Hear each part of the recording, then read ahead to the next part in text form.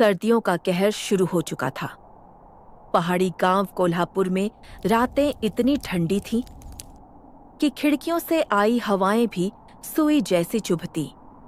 इस गांव में रहता था एक गरीब परिवार। मुनीश और उसकी पत्नी वसुंधरा और छोटा बेटा राजू। उनकी झोपड़ी में ना दरवाजा ठीक से बंद होता था, ना ही आग जलाने के लिए पर्याप्त लकड़ियां थीं। दीवारों में कई जगह दरारें आ चुकी थी, जिसमें से ठंडी ठंडी हवाएं घर में घुसती रहती थी और खिड़कियों के दरवाजे भी टूटे हुए थे। बाबा, क्या कल भी हम ऐसे ही ठंड में रहेंगे? बाकी सब लोगों के घर कितने गर्म हैं। हाँ राजू, सही कह रहा है। हमारी लकड़ियां भी खत्म हो रही हैं। हाँ वसुंधरा, इतनी सर्दी में कोई काम भी तो नहीं मिल रहा। पर मैं कल जंगल जाऊंगा और कुछ लकड़ियां लेकर आऊंगा ताकि हम गर्म तो रह सके। सर्दियों की रातें सिर्फ ठंडी नहीं होती, वह गरीबों की परीक्षा भी लेती है। वसुंधरा और राजू अपनी छोटी सी दुनिया में गर्माहट नहीं, बल्कि एक उम्मीद भी ढूंढ रहे थे। रात होते ही तीनों एक दूसरे से चिपक कर सोते ताकि थोड़ी सी गर्माहट मिल सके। सर्दियों से बचने के लिए उनके पास एकमात्र फटी हुई रजाई थी, जिसमें वह किसी तरह अपनी ठंड भरी रातें काट रहे थे। अगली सुबह सूरज की पहली किरण के साथ मुनीश लकड़ी लेने जंगल की ओर निकल पड़ा। इस जंगल में तो बहुत ज्यादा ठंड है, जल्दी से लकड़ियां काटनी होगी।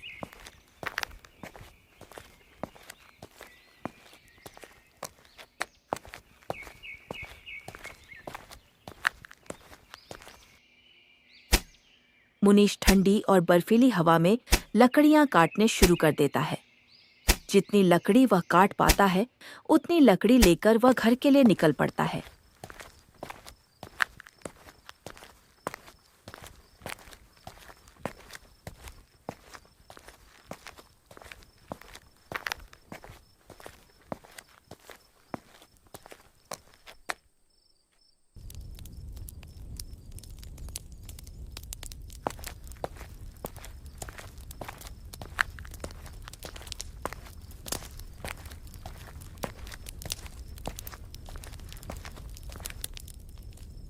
लकड़ियां लेकर आ गए आप?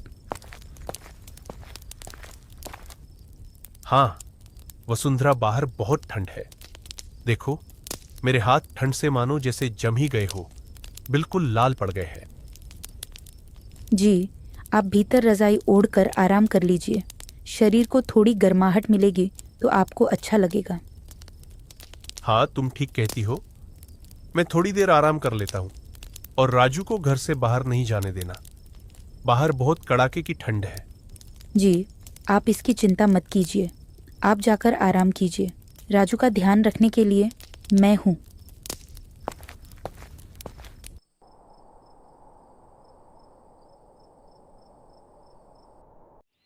अगली सुबह होती है, लेकिन मुनीश की तबीयत बहुत ज्यादा खराब हो जाती है। उसका शरीर बुखार से तप रहा था। इनकी हालत तो बहुत खराब हो गई है और घर में लकड़ी भी खत्म हो रही है और खाने का सामान भी। लगता है मुझे ही बाहर जाना पड़ेगा, पर हमारे पास तो पैसे भी नहीं है। बिना पैसों के मैं क्या करूंगी? मैं एक काम करती हूँ, सेठ धीरूचंद जी से थोड़े पैसे उधार लेकर आती हूँ। इतना कहकर वसुंधरा सेठ धीरूचंद के घर की तरफ निकल पड़ती है।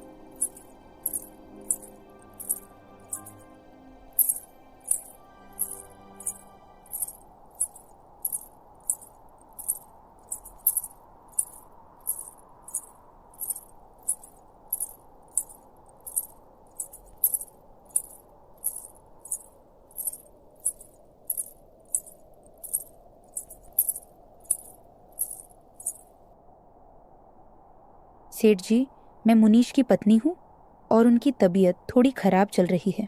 क्या आप मुझे कुछ पैसे उधार दे सकते हो? हम जल्द ही आपके पैसे लौटा देंगे। अरे गांव में तो कोई काम ही नहीं है, तो मुनीश उधार कैसे चुकाएगा? सेठ जी, बस इस बार और पैसे उधार दे दीजिए। हमें अभी पैसों की बहुत ज़रूरत है। मैं पैसे नहीं दे सकता, तुम कहीं और से उधार ले लो। सेठ जी, गांव में ऐसा कोई नहीं है जो इस समय हमें पैसे उधार दे सके। मैं उधर में पैसे नहीं दूंगा और अब तुम जाओ, मुझे और भी काम है। वसुंधरा दुखी होकर वहां से चली जाती है।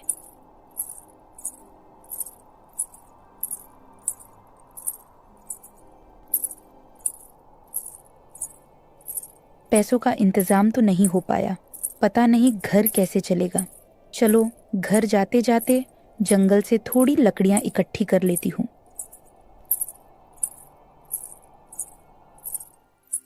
जंगल में चलते चलते वसुंधरा को एक आवाज आती है, जैसे कोई दर्द में आवाज लगा रहा हूँ।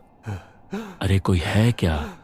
यहाँ आस पास मुझे बचाओ, मैं दर्द में हूँ, कोई मुझे बचाओ। वसुंधरा आवाज का पीछा करती है। वह आवाज एक गुफा से आ रही थी। जब वसुंधरा गुफा के अंदर गई तो उन्होंने देखा एक साधु बहुत जोर जोर से दर्द से चीख रहे थे और उनके पैरों पर एक जख्म था, जैसे किसी जानवर ने घायल किया हो। बाबा जी, क्या हुआ? और यह आपके पैरों पर जख्म? आप तो बहुत ज्यादा घायल है।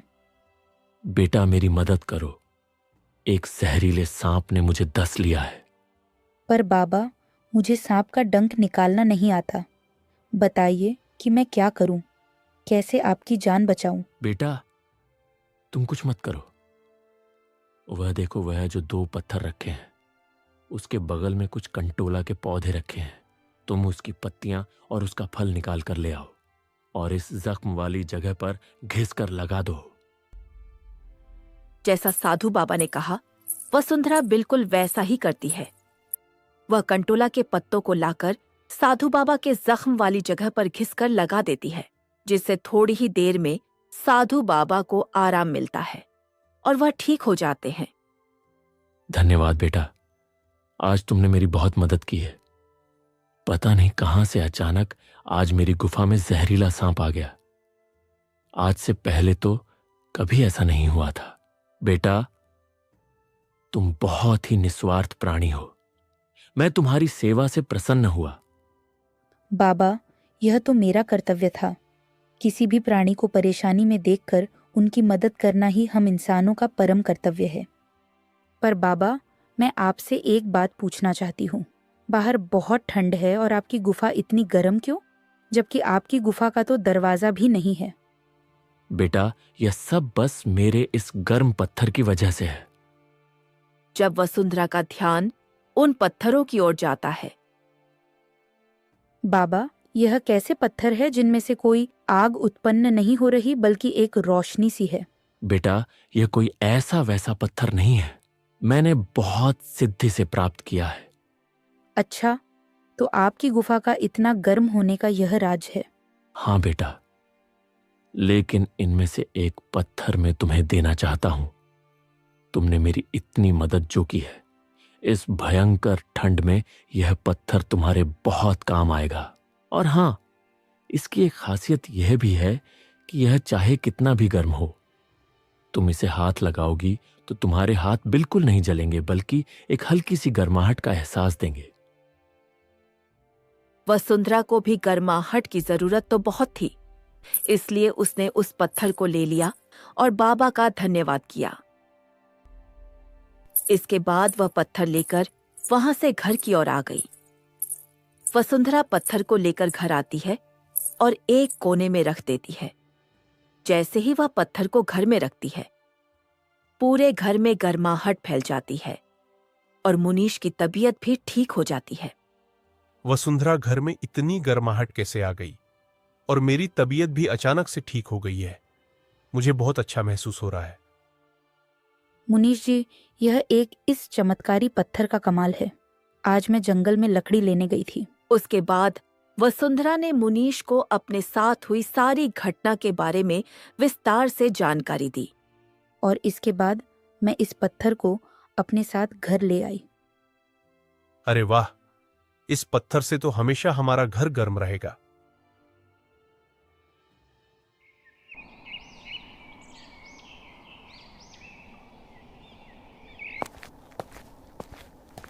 अगले दिन जब गांव वाले मुनीश की झोपड़ी के पास से गुजरते हैं तो वह देखते हैं कि झोपड़ी से सूरज जैसी तेज रोशनी निकल रही है और वहां की जमीन भी काफी गर्म है।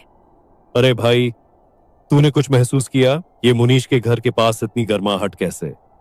पूरे गांव में तो बहुत ठंड पड़ रही है। हाँ भाई, यहाँ तो एकदम गर्म है, जैसे यहाँ इतनी बर्फ गिरने के बाद भी सर्दी नहीं पड़ रही। पर ऐसे कैसे हो सकता है कि यहाँ पर गर्मी और बाकी सब जगह ठंड? इसका पता लगाना पड़ेगा। अरे भाई, पता हम बाद में लगा लेंगे, अभी चलो काम ढूंढना है।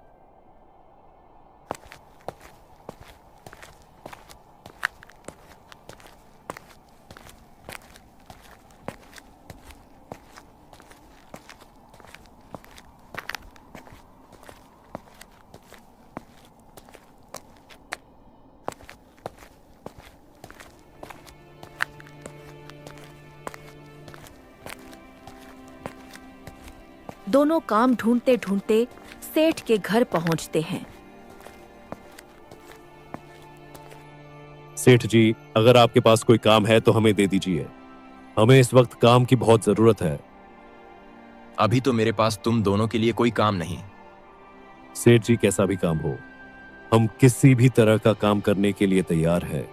अरे बोला ना भाई, अभी मेरे पास तुम दोनों के लिए कोई काम नहीं है, यहां से जाओ। ठीक है सेठ जी, लेकिन अगर आपको कोई भी काम पड़े तो हमें जरूर याद करिएगा। दोनों वहां से चले जाते हैं। अगली रात कोल्हापुर गांव वासियों के लिए बड़ी भारी पड़ती है। ठंड अपने चरम सीमा पर पहुंच जाती है। गांव की तालाब नदियां सब जम जाते हैं। नालों का पानी भी जम सा गया था। लोगों को पानी की बड़ी परेशानी हो रही थी। अब वह नदियों में से बर्फ तोड़ तोड़ कर पानी को उबालकर उसे काम में ले रहे थे। यह ठंड पूरे गांव वालों के लिए कहर बरसा रही थी।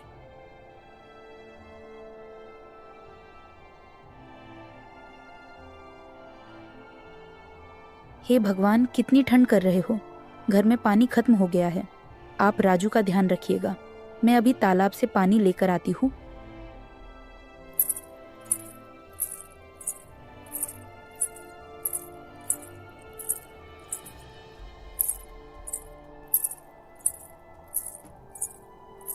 वसुंधरा जब तालाब के पास पहुंची तो वहां का नजारा देखकर उसकी आंखें जम गई हो जैसे। हे भगवान, यह कैसा ठंड का कहर बरसा रहे हो। वसुंधरा जमी हुई बर्फ के कुछ टुकड़े बाल्टी में भर लेती है और घर के लिए निकल जाती है।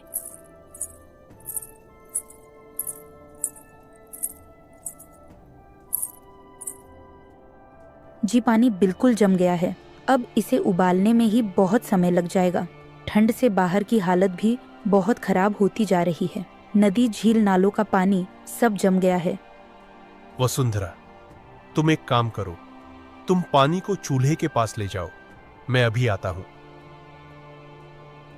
मुनीश उस पत्थर को उठाकर उसे चूल्हे में डाल देता है और उसे चूल्हे के ऊपर जमी हुई पानी की बाल्टी को रख देता है। बाल्टी का पानी कुछ ही मिनट में तरल रूप में आ जाता है। जमी हुई बर्फ तो बहुत जल्दी पानी में बदल गई। वसुंधरा, कुछ गर्म पानी तुम मुझे और राजू को दे दो, गला सूख रहा है। राजू और मुनीश पानी को पीते हैं।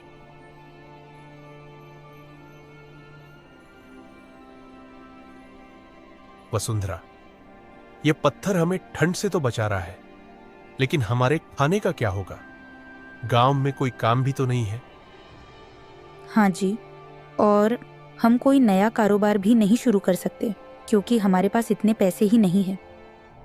तो हम एक काम कर सकते हैं, हमारे पास ये पत्थर है, इसकी गर्मी का इस्तेमाल करके हम इस जमे हुए बर्फ को गर्म पानी बना सकते हैं और इस पानी को हम गांव में बेच सकते हैं।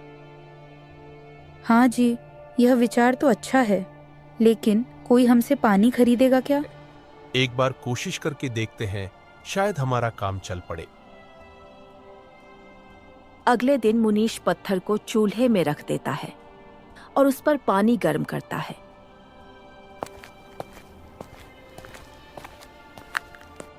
अरे मुनीश, भैया ये पानी क्यों गर्म कर रहे हो, और वो भी बिना आग के?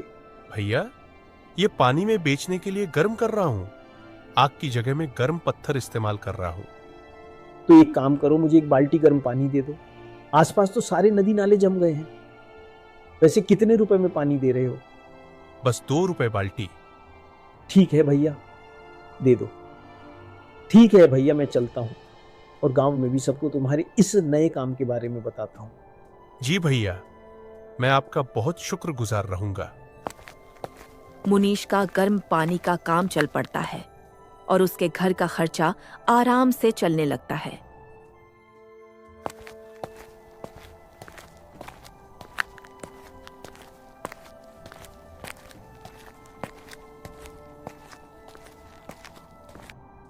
अरे ओ चंदन, ये पानी कहाँ से ला रहा है तू? नदी नाले तो सब जम गए हैं। भैया ये गर्म पानी में मुनीश से लेकर आया हूँ। उसने गर्म पानी का नया नया व्यापार शुरू किया है। हाँ भैया, मुझे भी पानी चाहिए था। बार बार पानी को गर्म करने के लिए बहुत सारी लकड़ियां लग जाती हैं। वैसे भी इस सर्दी में लकड़ियां भी नहीं मिल रही हैं, तो गर्म पानी खरीदना ही ठीक है। ठीक है, मैं चलता हूँ। जिसे भी गर्म पानी चाहिए वो मुनीश से ले लो।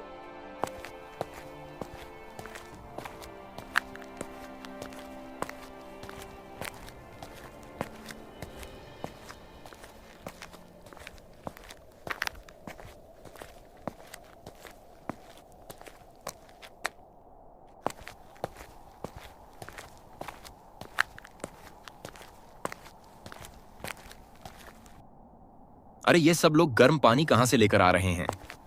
अरे सुनो तुम सब, ये पानी कहाँ से लेकर आ रहे हो? सेठ जी, ये पानी हमने मुनीश से लिया है। वो गर्म पानी बेच रहा है।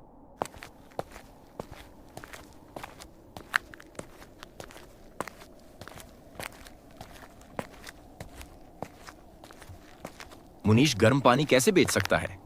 गांव में तो लकड़ी की कमी है और वो तो बिल्कुल गरीब है। इसका मतलब कुछ ना कुछ तो गड़बड़ है। मुझे देखना पड़ेगा।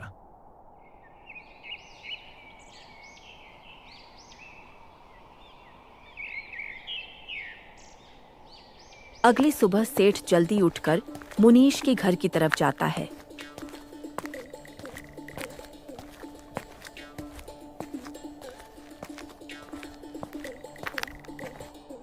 जब मुनीश वहां पर नहीं होता तो सेठ देखता है कि चूल्हे में आग नहीं है, पर फिर भी पानी गर्म हो रहा है।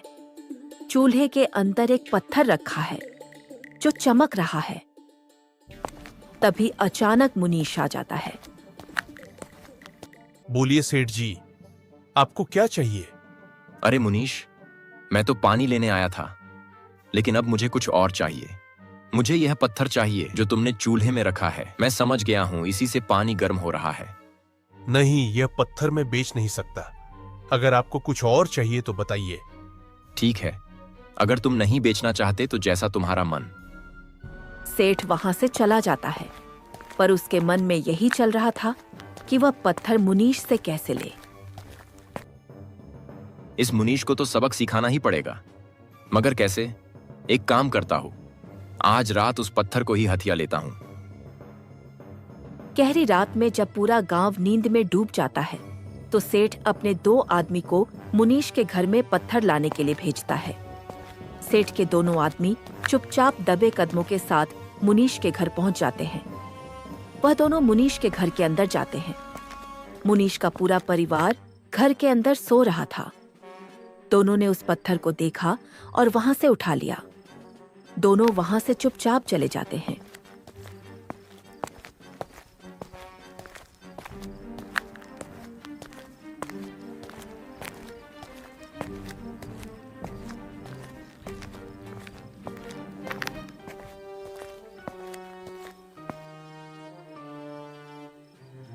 अब तुम दोनों यहां से जाओ, और हाँ, इसके बारे में किसी को भी कुछ मत कहना, नहीं तो तुम्हारी सारी की सारी पगार में काट दूंगा। ठीक है सेठ जी।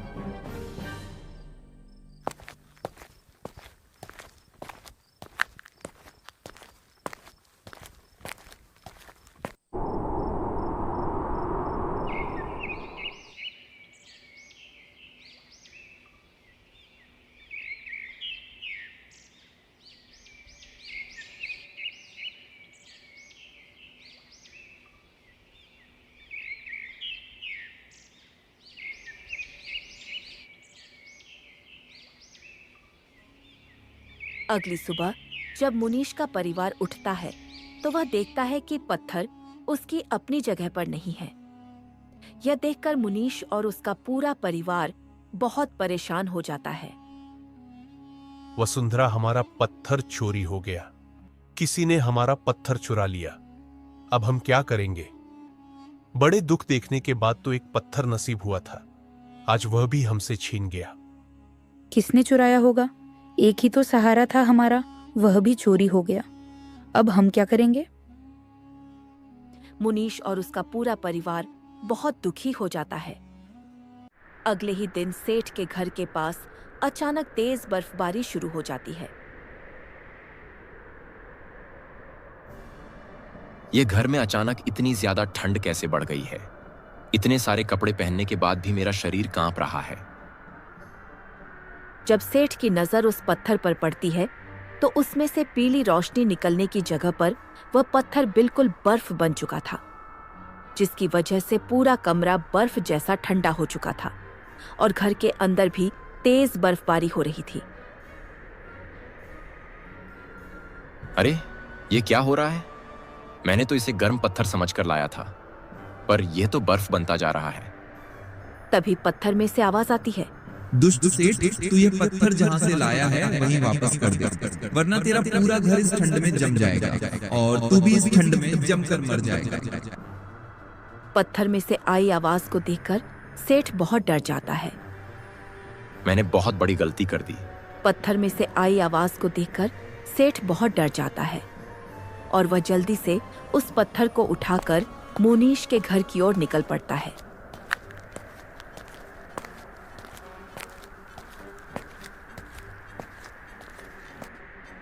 मैंने बहुत बड़ी गलती कर दी। मुनीश, मुझे माफ कर देना। मैंने ही तुम्हारे इस पत्थर को चुरा लिया था और जिसकी सजा इस पत्थर ने मुझे पहले से ही दे दी है, और मैं तुम्हें यह पत्थर लौटाने आया हूं। सेठ जी, आपको ऐसा नहीं करना चाहिए था। आप तो वैसे ही पैसों से भरपूर है और आपके घर में किसी चीज की कमी नहीं है, फिर भी आपको भला इस पत्थर को चुराने की क्या जरूरत थी? आपके पास तो सब कुछ था और मुझे पता था कि यह पत्थर आपने ही चुराया होगा, क्योंकि आप ही इसे मुझसे मांगने आए थे। हाँ मुनीश, मैं बहुत शर्मिंदा हूं। आगे से ऐसी गलती अब नहीं करूंगा। तुम इस बारे में गांव में किसी से नहीं कहना। मैं बहुत शर्मिंदा हूं। ठीक है सेठ जी, मैंने आपको माफ किया, लेकिन आप गांव वालों की मदद करेंगे। जब भी सर्दी आएगी आप अपने अमीरी का घमंड नहीं दिखाएंगे। ठीक है मुनीश। ऐसा कहते ही पत्थर का रंग बदलने लगा और उसमें से फिर से गर्माहट निकलने लगी।